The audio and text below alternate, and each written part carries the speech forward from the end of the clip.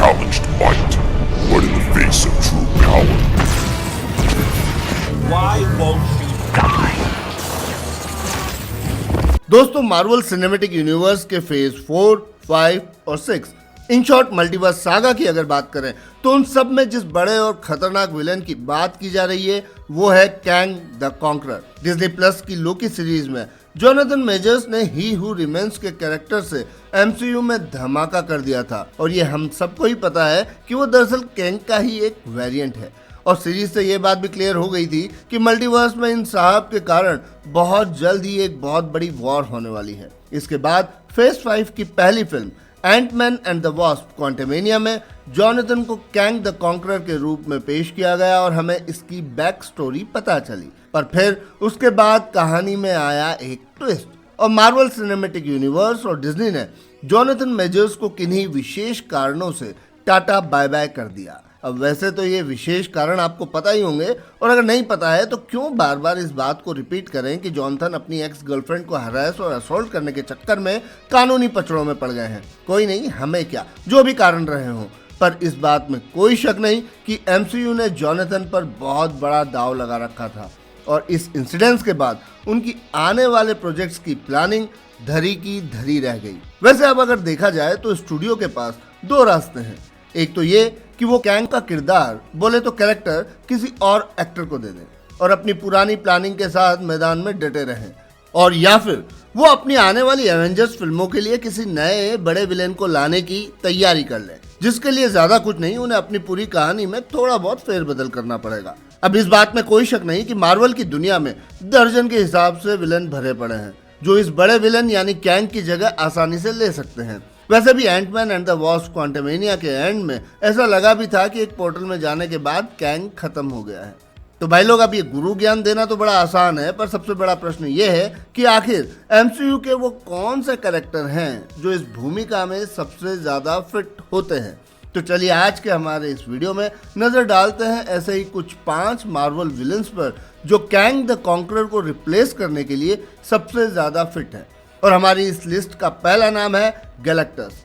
जी हाँ, वही cosmic entity जो अपनी भूख मिटाने और लाइफ फोर्स को बनाए रखने के लिए प्लेनेट के प्लेनेट खत्म कर देता है। और इस बात को कई लोग मानते भी हैं कि फैंटास्टिक फोर का ये विलन मल्टीवर्स सागा में सबसे बड़ा खतरा बनकर आ सकता है। लॉजिक ये है कि गैलेक्टस ऑलरेडी एमसीयू में एग्जिस्ट करता है और उसकी असली यूनिवर्स को ही हु रिमेन्स के एलियट ने पहले वाले मल्टीवर्स वॉर में ही निपटा दिया था। अब क्योंकि ये विलेन फ्यूचर से आता है, इसलिए फंडा ये भी है कि गैलेक्टस कैंग को कभी भी पैदा होने से रोकने के लिए अर्थ को खा जाने की कोशिश करेगा। जाहिर सी बात है कि अगर ऐसा हो गया तो गैलेक्टस मल्टीवर्स सागा का सबसे बड़ा थ्रेट बन जाएगा और अर्थ के सबसे पावरफुल सुपर हीरोज को इस दुनिया को उससे बचाने के लिए साथ आना ही होगा।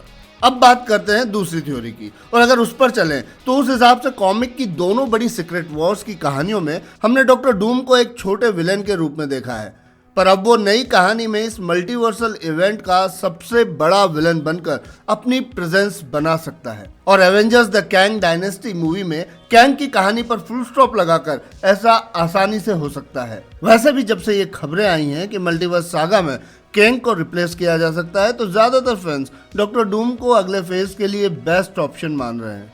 डॉक्टर डूम मार्वल के सबसे पुराने सुपर विलेंस में से एक तो है ही, साथ ही वो कॉमिक में लातवेरिया का डिक्टेटर होने के साथ साथ फैंटास्टिक फोर का सबसे बड़ा दुश्मन भी है।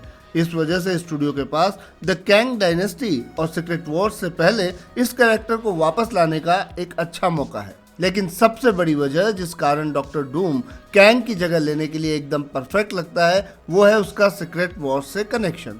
कॉमिक में डॉक्टर डूम अपनी मसल पावर और माइंड गेम्स की वजह से सभी विलेंस का लीडर बन जाता है। साथ ही चाहे कोई कॉमिक ना पढ़ता हो फिर भी ज्यादातर लोगों ने डॉक्टर डूम के बारे में सुना है क्योंकि वो पहले ही 3 फैंटास्टिक फोर फिल्मों में आ चुका है।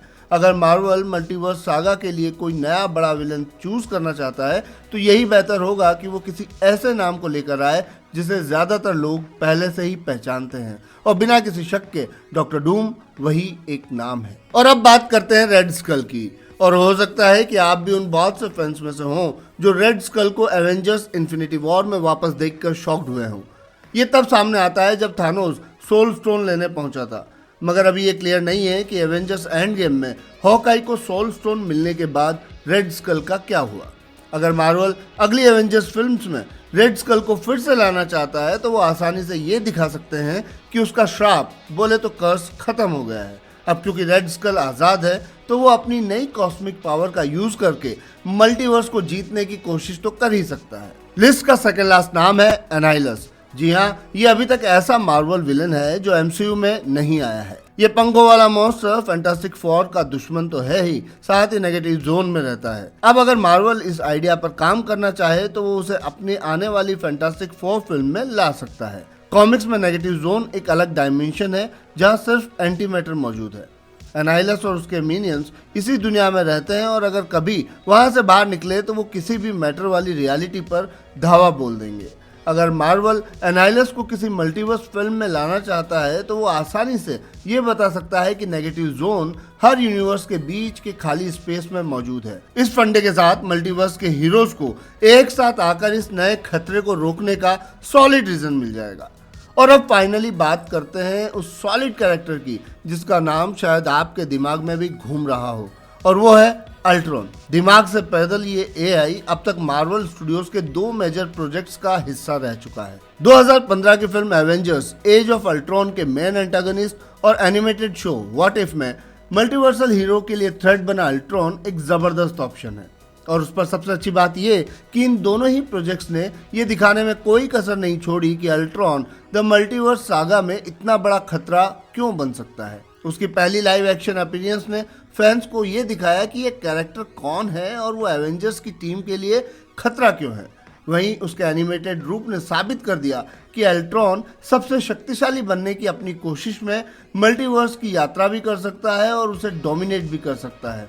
साथ ही अल्ट्रॉन एक एआई कॉन्सेप्ट है, इसलिए राइटर्स के लिए उसे फ्यूचर की मूवीज में विलेन के रूप में वापस लाना काफी आसान होगा। और कोई बड़ी बात नहीं कि हम शायद आगे एवेंजर्स को किसी दूसरी दुनिया से आए एक और अल्ट्रॉन का सामना करते देखें। तो भाई लोग, मैंने मेरे छोटे से दिमाग में आए सारे मोटे मोटे आइडियाज आपके सामने रख दिए, पर अब आप अपना शार्प माइंड चलाइए और बताइए कि आपको इस बारे में क्या लगता है। हाँ, आप अगर जोनाथन के और मार्वल के रिश्ते फिर से सुधरने की प्रे कर रहे हैं तो बात अलग है। खैर, आपसे रिक्वेस्ट है कि वीडियो को लाइक और चैनल को सब्सक्राइब करना ना भूलें। तो फिलहाल के लिए इतना ही। मैं आपसे जल्दी मिलता हूँ हमारी नेक्स्ट ऐसी ही धांसू वीडियो में। तब तक के लिए खुश रहें, मस्त रहें और तंदुरुस्त रहें।